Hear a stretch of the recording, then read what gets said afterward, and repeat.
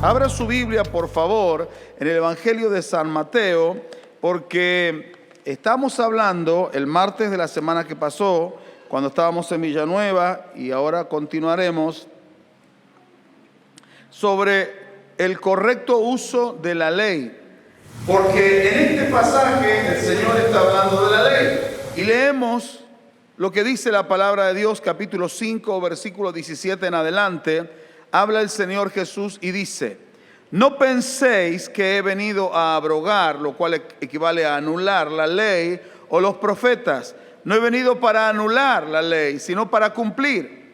Porque de cierto os digo que hasta que pasen el cielo y la tierra, ni una jota ni una tilde pasarán de la ley, hasta que todo se haya cumplido. De manera que cualquiera que quebrante uno de estos mandamientos muy pequeños y así enseñe a los hombres, muy pequeño será llamado en el reino de los cielos. Mas cualquiera que los haga y los enseñe, éste será llamado grande en el reino de los cielos. Porque os digo que si vuestra justicia no fuere mayor que la de los escribas y fariseos, no entraréis en el reino de los cielos. Palabras del Señor Jesús que están ahí compiladas en el Sermón de la Montaña y que resultan un poco difíciles de entender. Por eso comenzamos la semana pasada a dar explicación a esto y vamos a continuar un poco ahora, si Dios nos permite, hasta donde podamos compartir, y espero que sus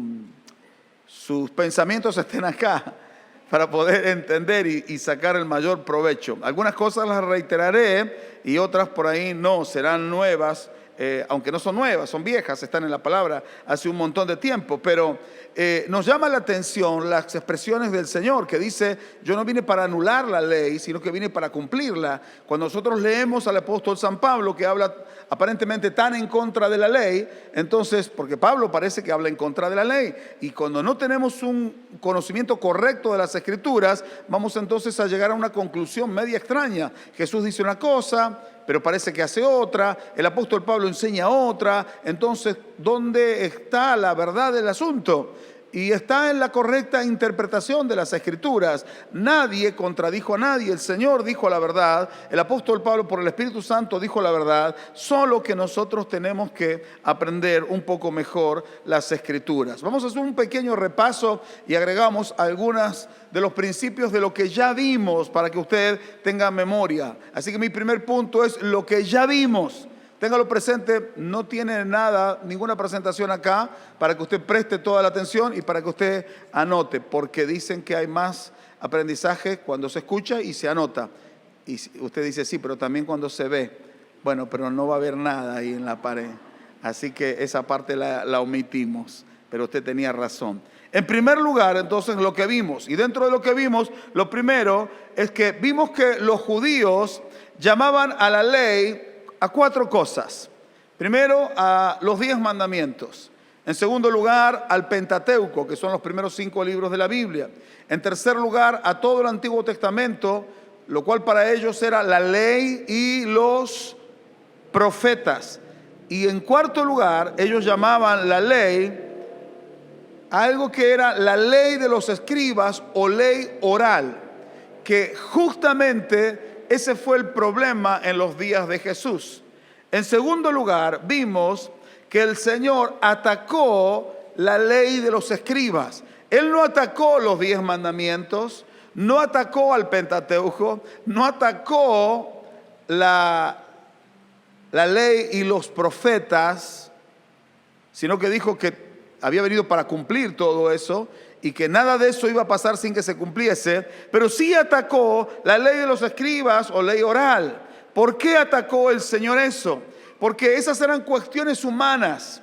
Habían tomado los grandes principios de las verdades divinas, de los mandamientos, de las ordenanzas, de los estatutos, de la ley de Dios, y habían sacado un sinnúmero de miles de interpretaciones personales para cada situación. Y con esas interpretaciones lo que hicieron fue atar a las personas y poner, como el Señor Jesús dijo, una pesada carga sobre la gente que ni aun ellos las podían llevar.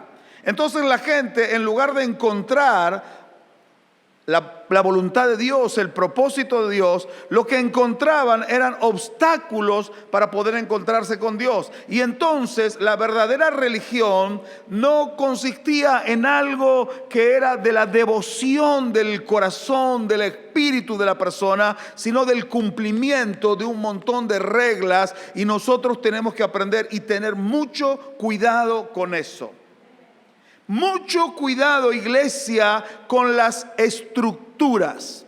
Yo no estoy diciendo que toda estructura es mala, pero a veces las estructuras impiden la manifestación del poder de Dios. Las estructuras a veces distancian a las personas de Dios. Las estructuras alejan a la gente de la salvación de Dios. Así que no caigamos nosotros, siendo yo el pastor principal del ministerio, no caigamos nosotros en cuestiones de costumbres, de reglamentaciones, de disposiciones de hombres, que lo único que hacen es que la gente no quiera acercarse al Señor.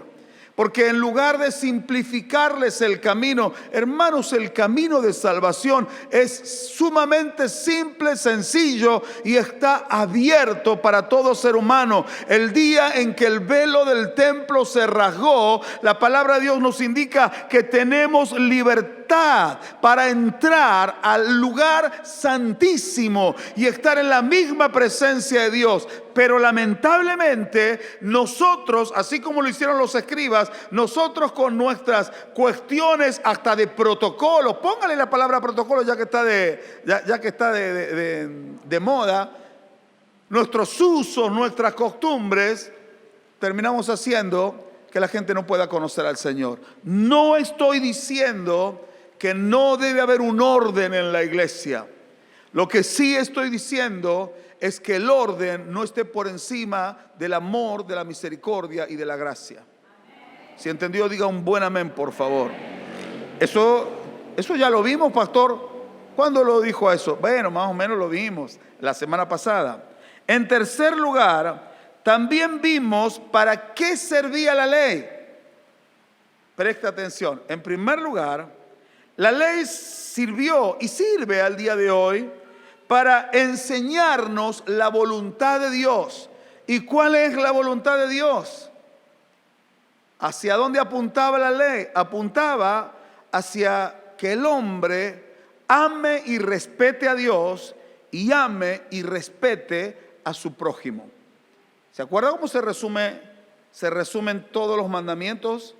En dos mandamientos. El primero es: amarás al Señor tu Dios con todo tu corazón, con toda tu alma, con toda tu mente y con todas tus fuerzas. Y el segundo es semejante: vas a amar a tu prójimo como a ti mismo.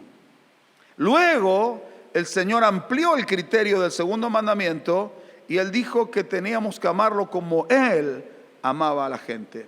Así que la dimensión del amor que usted tiene que tener, y yo también, hacia la gente, es como Cristo ama a la gente. Imposible amar a la gente así, a menos que Jesús viva en el corazón de esa persona. Así que necesitamos que Jesús viva en nuestro corazón. Dígale que está cerca suyo: necesitamos a Jesús en el corazón. Entonces, ¿para qué sirvió la ley? Sirvió para enseñarnos la voluntad de Dios. En segundo lugar, ¿para qué más sirvió? Sirvió para enseñarnos lo que es el pecado. Porque sin ley no hay pecado. Si no hubiesen leyes en nuestro país, no habrían delitos. Y usted dice: no, pero que va a haber delitos. No, si no hay ley que clasifique los delitos y que ponga penas a los delitos, entonces eliminaríamos la palabra delito. Hasta la palabra delito se eliminaría, porque no existiría si no hay ley. Entonces la ley sirvió para enseñarnos lo que era el pecado, porque en la ley se nos habla del pecado. Todo lo que a Dios le desagradaba quedó escrito para que el hombre no hiciera eso, sino que hiciera lo contrario. Ahora le comparto un texto bíblico. Hoy vamos a leer mucha Biblia, y hoy, mientras ustedes estaban orando, yo decía que sigan orando los hermanos, porque yo me deleitaba en la palabra del Señor y entendía un poco mejor. Romanos 7:7 dice así: ¿qué diremos pues? ¿La ley es pecado?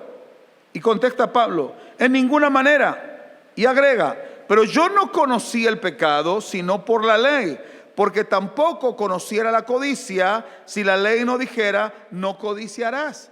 O sea que la ley, ¿qué trajo? Conocimiento del pecado. ¿Quiere usted saber lo que es el pecado? Lea la ley. Dice todo el Antiguo Testamento y el Nuevo también. Porque ahí va a encontrar todo lo que es pecado. En tercer lugar, ¿para qué servía y sirve la ley? La ley fue dada para enseñarnos que era imposible poder cumplir con toda ella. Ya le voy a dar el texto bíblico. Era imposible cumplir con toda ella. ¿Por qué era imposible? Porque nosotros por naturaleza somos débiles para poder cumplir con los requerimientos de una ley que es divina. Si comprendió, diga amén. Y entonces, al darnos cuenta de que somos débiles, lo que la ley hizo fue mostrarnos la necesidad de un Salvador. Así que la ley hizo dos cosas en este punto. Nos muestra que somos débiles para poder cumplir con todo lo que ella dice, y también nos muestra que necesitamos a alguien que nos salve. ¿Dice un buen amén? Ahora vamos a leer bastante. Romanos, si quiere abra su Biblia ahí, y si no, bueno, no la abra y escuche bien. Romanos 7, del 8 en adelante. Vio que yo no tengo generalmente la costumbre de leer mucho texto bíblico, hoy sí. Dice así, preste atención, porque sabe que yo creo que el Espíritu de Dios nos va a hablar en la lectura bíblica. Entonces preste atención. ¿Está prestando atención?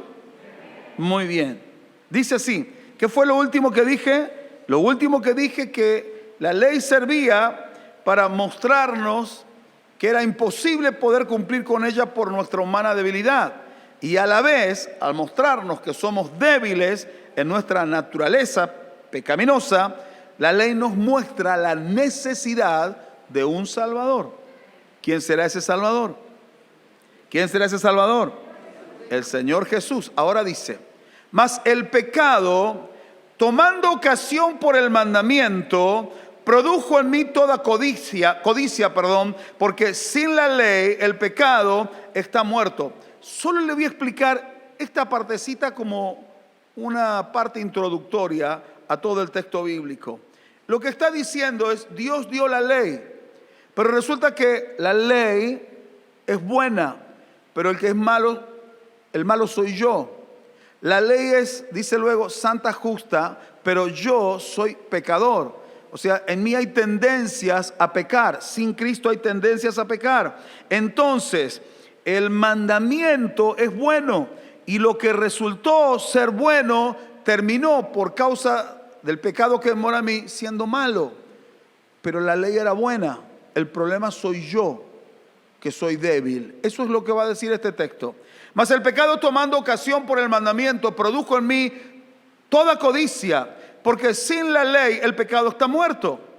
Y yo sin la ley vivía en un tiempo, pero venido el mandamiento, o sea la ley, el pecado revivió y yo morí. Y hallé que el mismo mandamiento que era para vida, a mí me resultó para muerte. Porque el pecado, tomando ocasión por el mandamiento, me engañó y por él me mató. De manera que la ley a la verdad es santa y el mandamiento santo, justo y bueno. Pero me terminó matando. ¿Por qué me mató? Porque yo soy pecador. Por eso me mató. ¿Va siguiendo la idea? Dice, luego lo que es bueno vino a ser muerte para mí en ninguna manera, sino que el pecado, para mostrarse pecado, produjo en mí la muerte por medio de lo que es bueno. Hago un alto. Esto es como, ¿comer es bueno, hermano? ¿Es bueno comer? Darse un atracón de lo que es bueno, ¿es bueno? Puede resultar en la muerte de algunos. Algunos han dicho, qué lindo, cómo comió el abuelo, cuánto comió, y esa tarde se murió. Hemos escuchado testimonios así, comió un montón, disfrutó un montón de la comida, y esa tarde se murió porque se agarró una indigestión, ya era mayor, el aparato digestivo no respondió correctamente y el abuelo se murió. no estoy no estoy diciendo nada malo de esto, pero hay situaciones que pasan así. Son cosas buenas, pero lo bueno termina a veces resultando malo. La ley es buena. La ley es buena. Diga conmigo, la ley es buena. Pero yo soy malo. ¿Por qué soy malo? Porque yo tengo tendencias hacia pecar, porque es lo que heredé de Adán. Entonces, el pecado que mora en mí tomó ocasión por lo que es bueno, y por ese pecado me hizo ser más pecador todavía. Pero la ley siguió siendo buena. Me di a entender hasta ahí, diga un buen amén. Porque sabemos que la ley es espiritual, dije recién, mas yo soy carnal, vendido al pecado. Porque lo que hago no lo entiendo. Pues no hago lo que quiero, sino lo que aborrezco, eso hago. Y si lo que no quiero, esto hago, apruebo entonces que la ley es buena. De manera que ya no soy yo quien hace aquello, sino el pecado que mora en mí. Y yo sé que en mí, esto es en mi carne, no mora el bien, porque el querer el bien está en mí, pero no el hacerlo. Porque no hago el bien que quiero, sino el mal que no quiero. Eso hago. Y si hago lo que no quiero, ya no lo hago yo, sino el pecado que mora en mí. Así que, queriendo yo hacer el bien, hallo esta ley, que el mal está en mí. Así que acá hay dos leyes. Una es la ley de Dios, que es buena, santa y justa. Pero hay otra ley adentro mío que dice que yo soy malo y que quiere hacer lo malo. Hay una ley adentro nuestro que se rebela contra la ley de Dios. Por eso nos hace débiles. Si entendió, diga amén. Porque según el hombre interior, me deleito en la ley de Dios. ¿No se deleita usted en la ley de Dios? ¿Y por qué desobedecemos después? Dijo la vaca. ¿Por qué desobedecemos? Porque todavía hay naturaleza pecaminosa. Y decimos, qué linda la palabra, y la desobedecemos. Qué hermoso el Señor lo que enseñó, y no le hacemos caso. ¿Por qué? Si estamos aprobando que es bueno, si las enseñanzas, por ejemplo, que usted lee en Deuteronomio y todas las enseñanzas que da a los padres hacia los hijos, de los hijos hacia los padres, hacia la gente, en lo que concierne a la relación, a la parte civil, las leyes civiles, las leyes morales que enseña la palabra de Dios, usted dice, son buenas. ¿Y por qué no las cumplimos después? ¿Por qué no las cumplimos? Porque aprobamos que la ley es buena. ¿Y por qué no cumplimos con todo entonces? Porque hay dentro nuestro una ley que se revela contra esa buena ley de Dios, que es la ley del pecado, que nos esclaviza. Si ha comprendido, diga amén. Porque según el hombre interior me deleito en la ley de Dios, pero veo otra ley en mis miembros que se revela contra la ley de mi mente y me lleva cautivo a la ley del pecado que está en mis miembros. Dice Pablo, miserable de mí, ¿quién me librará de este cuerpo de muerte? Y luego dice, pero doy gracias a Dios por Jesucristo. El que puede librarnos de la ley del pecado es el Señor Jesucristo. Si comprendió todo hasta acá, diga amén. En cuarto lugar, ¿qué más vimos? Vimos que el Señor dijo que Él había venido para cumplir la ley y se estaba refiriendo a la palabra de Dios, o sea, a todo el Antiguo Testamento. Y el Señor, ¿qué cree usted? ¿Cumplió con toda la ley o le habrá quedado algo sin cumplir? ¿Cumplió con todo el Señor? ¿Cumplió con todo? Claro que sí, cumplió con todo. En quinto lugar, ¿qué más vimos? Vimos que el tratar de cumplir con todas las demandas de la ley no nos puede salvar. Por dos razones. Primero, porque no podemos cumplir con todo. Y dice la palabra de Dios que el que quebranta un mandamiento se hace culpable de ¿cuántos mandamientos? De todos. O sea que si usted dice yo quiero cumplir con todos los mandamientos, no puede cumplir con todos. Porque alguno quebrante, cuando quebrante uno se hace culpable de todos. Entonces, lo que vimos la semana pasada es que no podemos cumplir con todas las demandas porque somos débiles y tenemos una naturaleza pecaminosa. Pero la ley es santa. Pero yo en mi esencia no soy santo, sino que soy un pecador. Entonces no puedo cumplir y entonces la ley no me puede salvar. Y Dios lo sabía.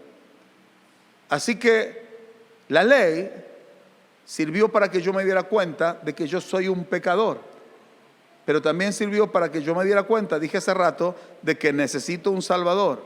Y entonces Dios envió a su Hijo para salvarme a mí y salvarlo a usted, que no nos podíamos salvar. Efesios 2, 4 al 9 dice: pero Dios, que es rico en misericordia por su gran amor con que nos amó, aun estando nosotros muertos en pecados, nos dio vida juntamente con Cristo. Por gracia sois salvos. Y juntamente con Él nos resucitó y asimismo nos hizo sentar en los lugares celestiales con Cristo Jesús, para mostrar en los siglos venideros las abundantes riquezas de su gracia en su bondad para con nosotros en Cristo Jesús.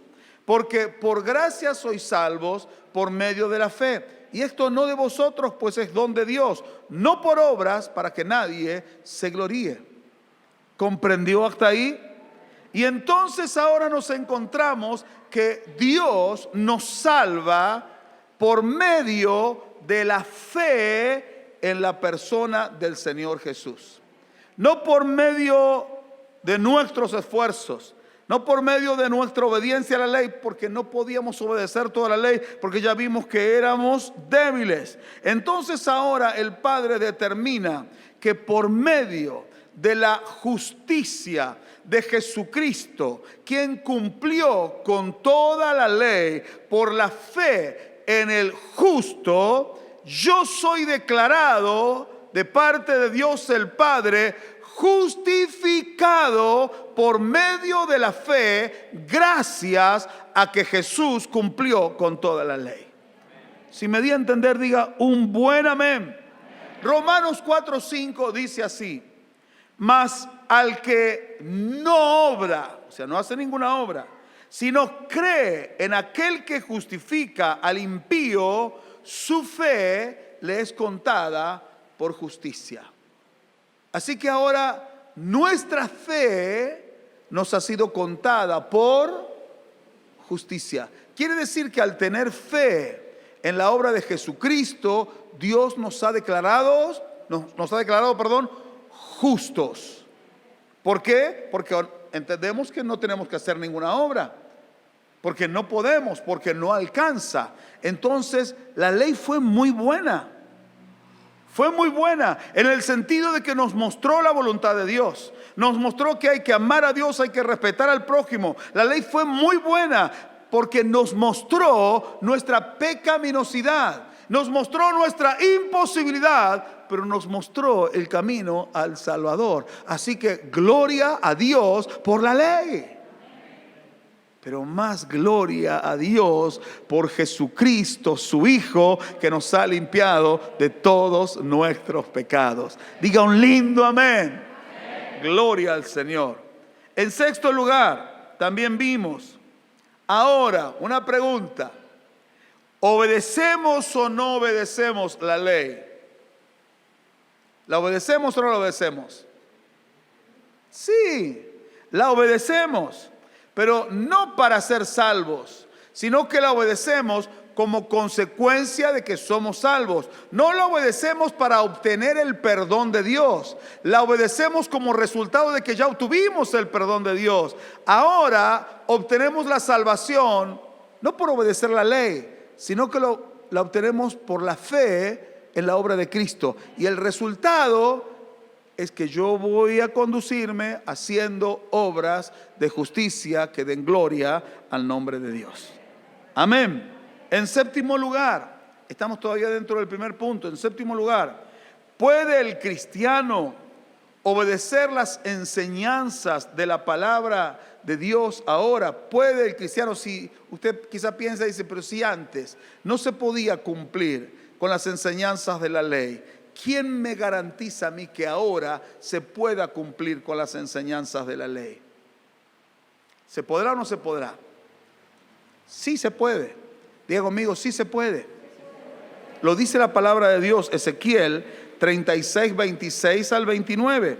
Dios promete y dice: os daré corazón nuevo y pondré espíritu nuevo dentro de vosotros, y quitaré de vuestra carne el corazón de piedra, y os daré un corazón de carne, y pondré dentro de vosotros mi espíritu, y haré que andéis en mis estatutos, y guardéis mis preceptos, y los pongáis por obra. Hasta ahí vamos a llegar.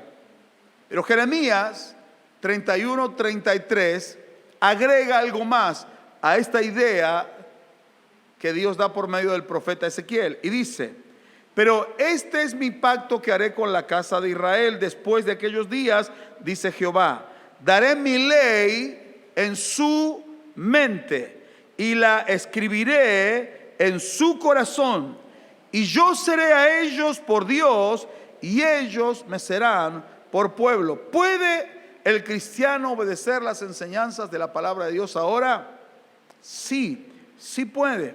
Porque una vez que la persona ha aceptado a Jesús como Salvador y Señor, Dios el Padre, primero, le da un nuevo corazón. ¿Qué le da el Padre?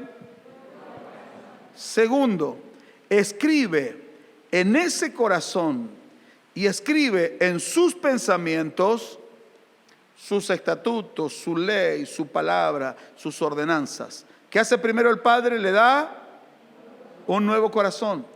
¿Qué es lo segundo que hace? Escribe en ese corazón y en sus pensamientos su palabra. Jeremías 31:33. En tercer lugar, ¿qué más hace el Padre? Pone en esa persona que ha aceptado a Jesucristo su Santo Espíritu. Y en cuarto lugar, hace que su Espíritu Santo, que es el poder de Dios, haga posible que ese creyente pueda ahora obedecer. ¿Puede obedecer o no puede obedecer? ¿Puede obedecer o no puede obedecer?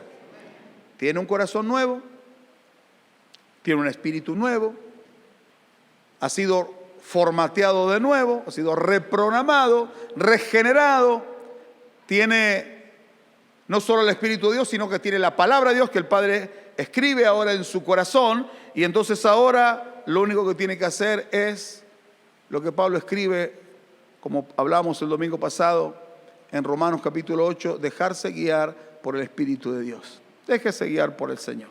Amén.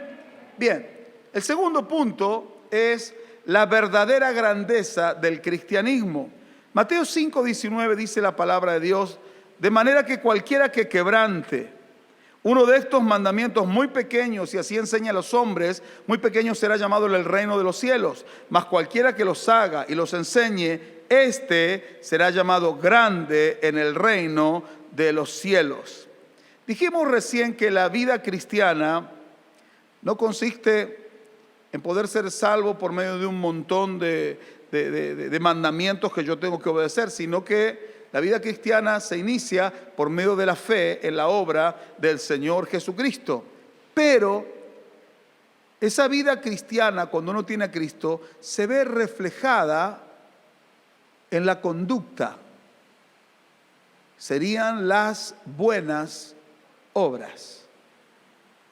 Hay personas que tienen buenas obras y no tienen a Cristo, no son salvos. Un ejemplo de ello en la Biblia es Cornelio.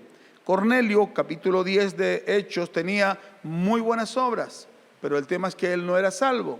Entonces Dios en su misericordia le envía al apóstol San Pedro para que vaya y le predique el mensaje del Evangelio. Y cuando Cornelio oye el mensaje, junto con su familia y sus amistades, reciben al Señor Jesús. Y entonces, ¿fue salvo por las obras o fue salvo por el mensaje del Evangelio?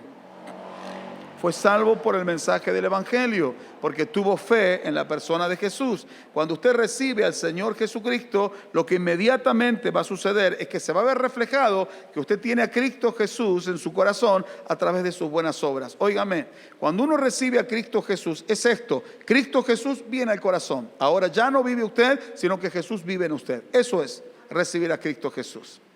Recibir a Cristo Jesús no es una cuestión intelectual. Recibir a Cristo Jesús es una persona, que es Jesús, que viene al corazón suyo para vivir en usted. Y vive a través de usted. Ya no vive usted, ahora vive Jesús en usted. Entonces, ahora se ve reflejado en todas las acciones, en las buenas obras, en su conducta, que se ve reflejado la vida de Jesús, que es el que vive en usted. Si me di a entender, diga amén.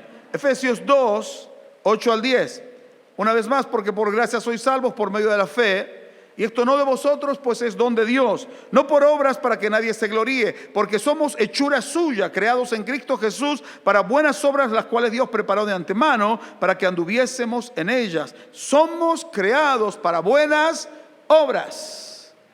Dios nos salvó para que hagamos buenas obras. Eso es buena conducta y buenas obras. Hoy le pasé a la familia, porque alguien puso por ahí y me llamó la atención. Salieron a evangelizar un grupo de creyentes a la plaza. Y entonces fueron a un churrero.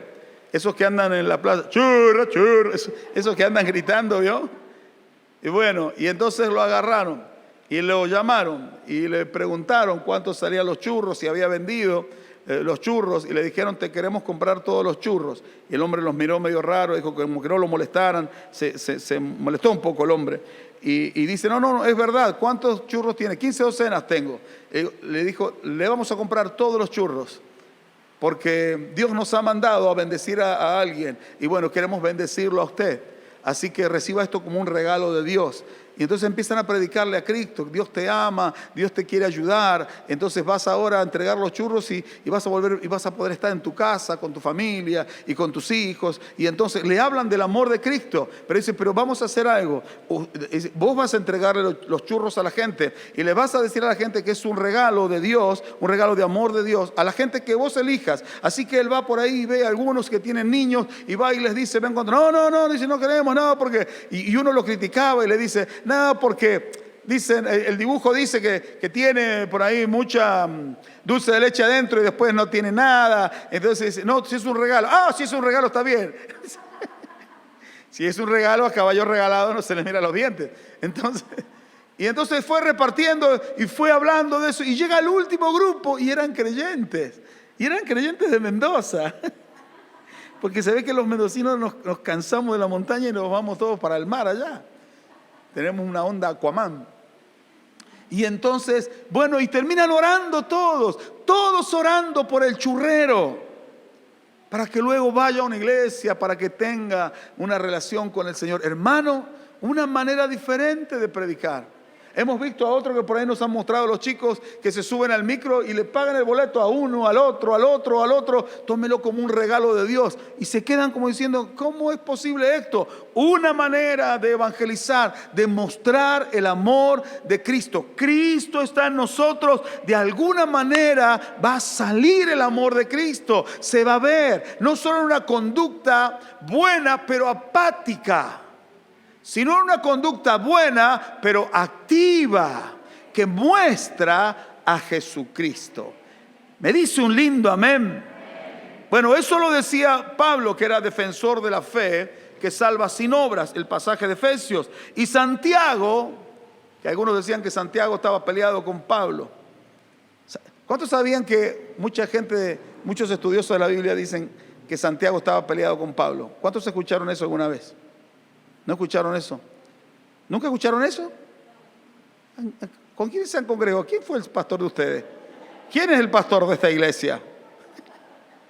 Claro, porque Pablo habla de que no hay que hacer obras, pero Santiago dice lo siguiente. Mire usted, Santiago 2, 18. Dice: pero alguno te dirá: tú tienes fe y yo tengo obras. Y dice Santiago: muéstrame tu fe sin tus obras. Y agrega: y yo te mostraré mi fe por mis obras. Entonces algunos mal llevados, intérpretes de las Escrituras, dijeron: Santiago estaba peleado con lo que decía Pablo. Santiago decía que hay que tener obras y no hace falta la fe. Y Pablo decía: hay que tener fe y no hay que tener obras. Mentira del diablo. Los dos están diciendo lo mismo. Pablo está diciendo que Dios preparó obras de antemano para que anduviésemos en ellas. Y Santiago está diciendo: la fe se muestra a través de las buenas obras. Vio que no hay que escuchar a cualquiera. Escuche a sus pastores. Belén nomás dijo: escuche a sus pastores. En lugar de andar sintonizando por ahí, vaya a saber qué mensaje anda escuchando. No voy a decir lo que estoy pensando ahora. Muy bien, hermanos, entonces la palabra del Señor nos muestra el verdadero carácter moral y también el carácter espiritual que debemos tener en este mundo que está corrompido, que está lleno de pecado. Y como cristianos, nuestras vidas tienen que ser de bendición a los que están alrededor nuestro. Por eso en este sermón de la montaña, el Señor ha hablado de que somos la luz del mundo. La gente tiene que ver a Jesús. ¿Dónde lo va a ver?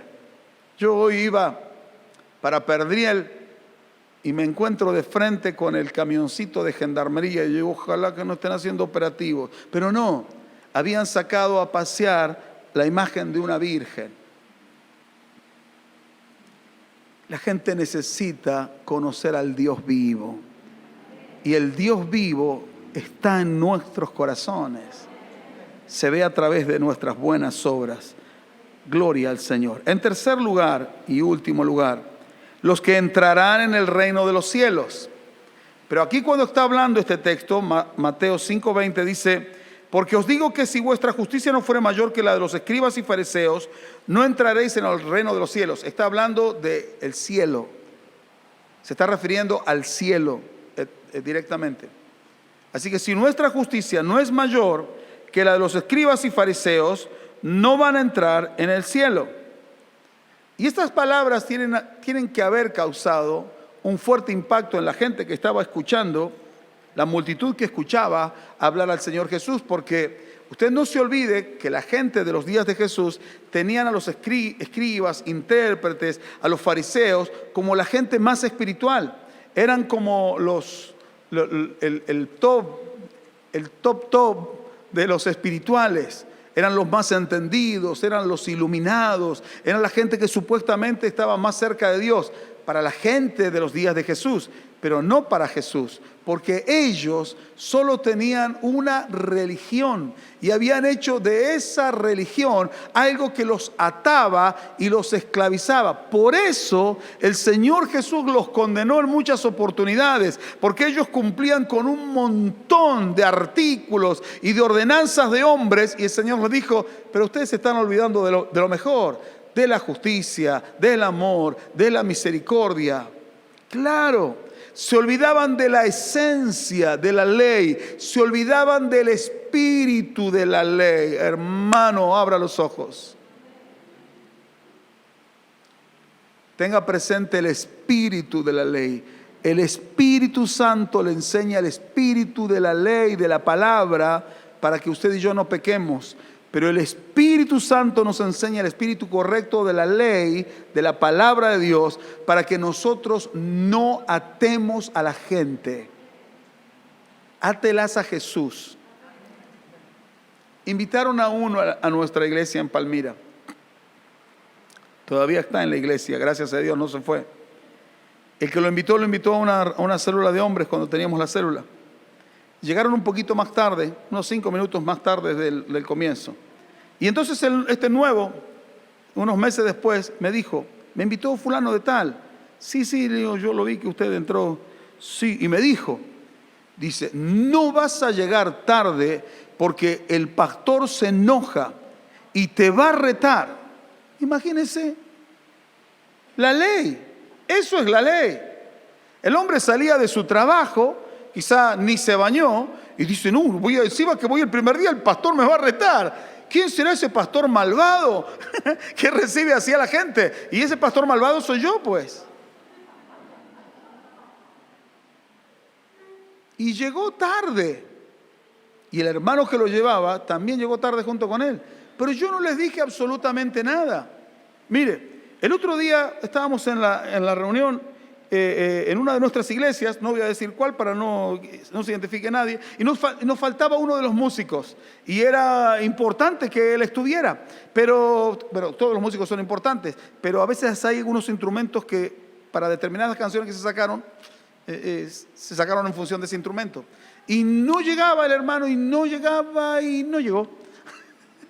Cuando estábamos por empezar la reunión, llegó, con los ojos que parecía que había estado soldando con la eléctrica, tenía 2 bolas así, los ojos rojos, hinchados. Claro, yo dije, este hermano se quedó pegado y no le dije nada. Y no pudo participar en el primer culto, lo reemplazamos con otro hermano, lo saludé yo, no le dije ni A, ni B, ni nada. Pero yo entendí, el hermano trabaja muy de noche, muy de tarde, todos los días menos el lunes, y el sábado es el día que más trabaja. Así que por ahí se acuesta a las 2, 3, 3:30 de la mañana. Y a las 7, 7:15, 7:30 ya tiene que estar en la iglesia. Claro, no ha dormido casi nada. ¿Qué le voy a decir? ¿Cómo se le ocurre llegar a esta hora? Eso es la ley. Pobre hermano, vaya y si quiere siéntese y duérmase en el culto también. Hermano, es tan importante lo que el pastor tiene que predicar, que usted esté roncando por ahí en un culto. A mí no me va a distraer.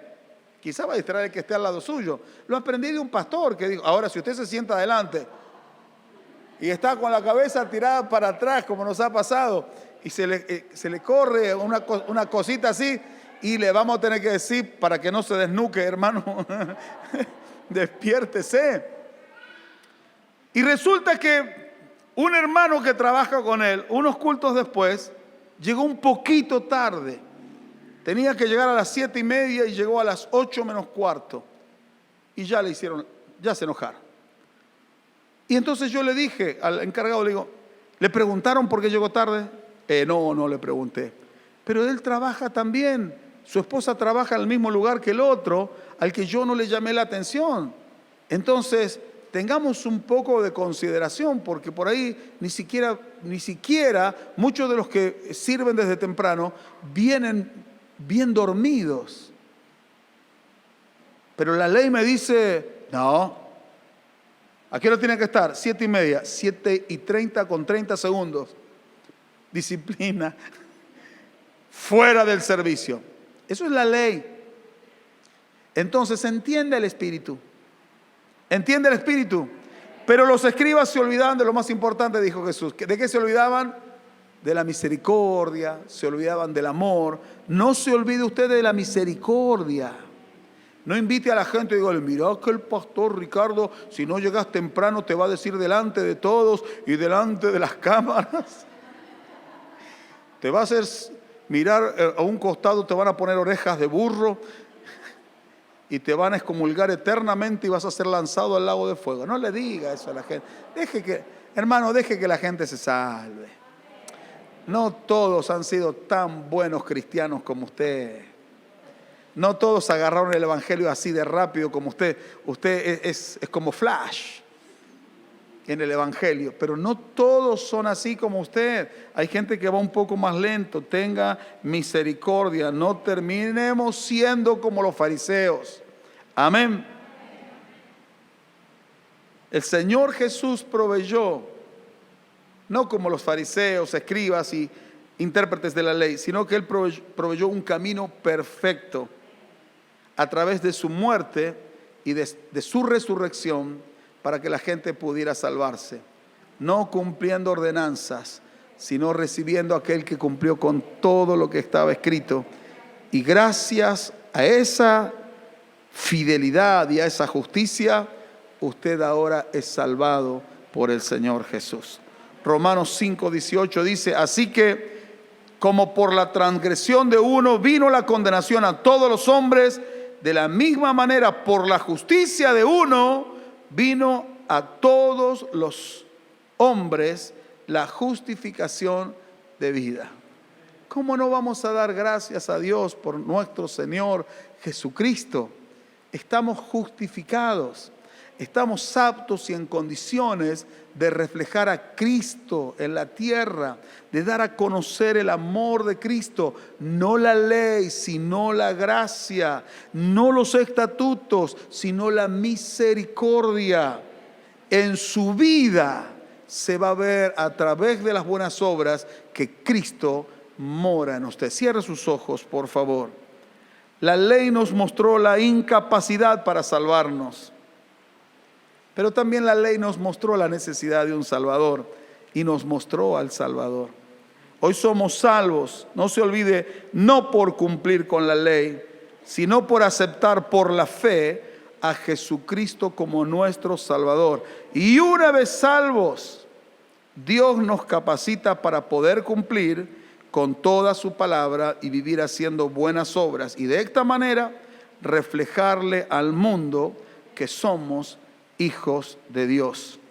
Mostramos al mundo que somos de Cristo a través del amor de Dios y de las buenas obras. Póngase de pie, por favor, y vamos a orar al Señor Jesús. ¿Quiere levantar una mano en señal de gratitud a Dios por esta salvación tan grande que Dios nos ha dado en Cristo Jesús? Aquel que esté agradecido, levante sus manos y comience a darle gracias al Señor Jesús.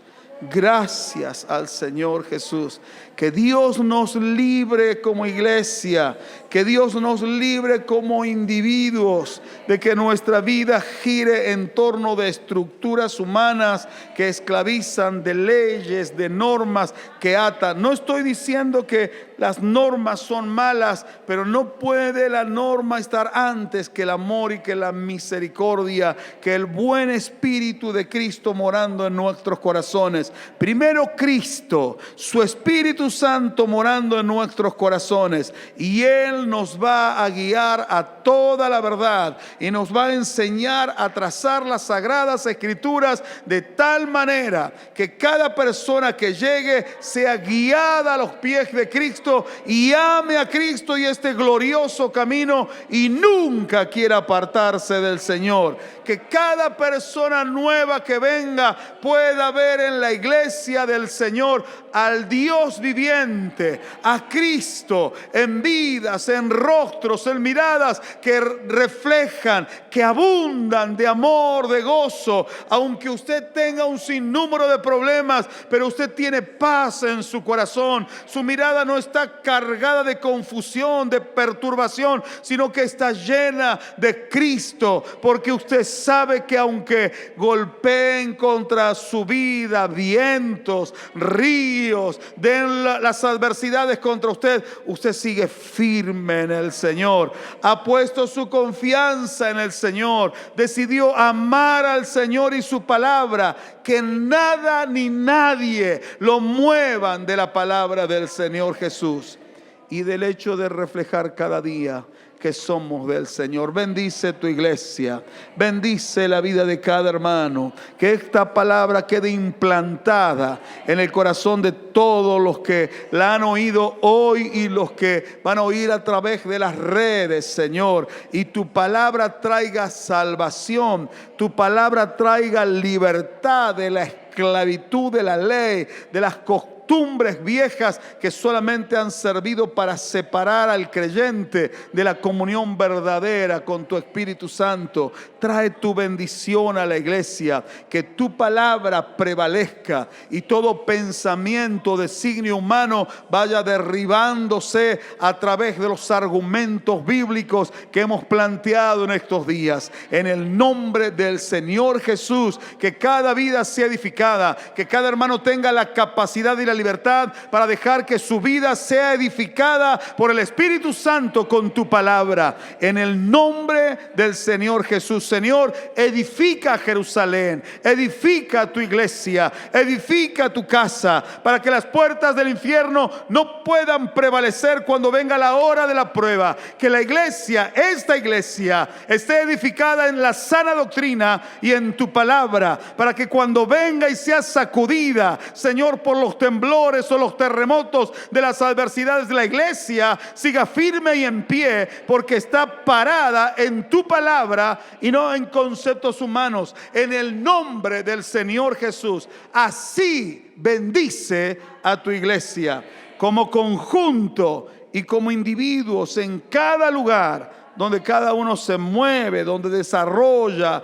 sus labores, donde desempeña sus actividades. Que tu presencia esté con él y tu palabra junto con tu Espíritu Santo le guíe en todas las cosas. En el nombre del Señor Jesús. Amén, amén y amén. Gloria al Señor Jesús. ¿Puede decir un lindo gloria a Dios?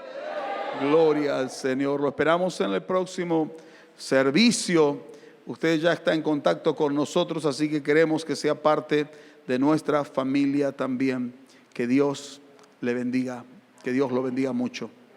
Amén.